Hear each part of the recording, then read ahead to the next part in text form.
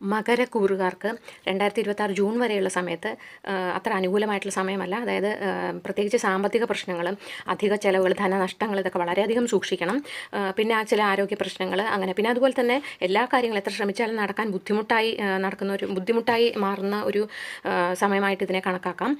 എന്നാൽ ജൂണിന് ശേഷം ജൂൺ രണ്ടോടുകൂടി വ്യാഴം അനുകൂല സ്ഥാനത്തേക്ക്, അതായത് 7ലേക്ക് മാറുന്നതാണ്. അതോടുകൂടി എല്ലാ കാര്യത്തിലും വ്യത്യാസം വരും. ജോലി ആവട്ടെ, ബിസിനസ്, പഠനം, അതുപോലെ ജോലിക്കുള്ള ഇൻ്റർവ്യൂവിലൊക്കെ വിജയം തുടങ്ങിയ എല്ലാ കാര്യങ്ങളും ശുഭകരമായി ഭവിക്കുന്നത് കാണാം. പുതിയ സംരംഭങ്ങളൊക്കെ തുടങ്ങാൻ ആഗ്രഹിക്കുന്നവരൊക്കെ ജൂൺ 2-ന് ശേഷം തുടങ്ങുന്നതായിരിക്കും നല്ലത്. എല്ലാ കാര്യത്തിലും, അതായത് രാഷ്ട്രീയ രംഗത്തായാലും എല്ലാ കാര്യത്തിലും ജൂണിന് ശേഷം വളരെയധികം മാറ്റങ്ങൾ, നല്ല രീതിയിലുള്ള മാറ്റങ്ങൾ കാണാൻ നമുക്ക് കഴിയുന്നതായിരിക്കും. അതുപോലെ നാരായണീയം, അതുപോലെ സഹസ്രനാമ പാരായണം, ഇതൊക്കെ കൊണ്ട് എല്ലാ പ്രശ്നങ്ങളും ഒരുവിധം എല്ലാം തന്നെ ലഘൂകരിക്കാൻ കഴിയുന്നതാണ്. നമുക്ക് നവഗ്രഹ ക്ഷേത്രത്തിൽ മാസത്തിലൊരിക്കലെങ്കിലും തൊഴാൻ ശ്രമിക്കുക. അതുപോലെ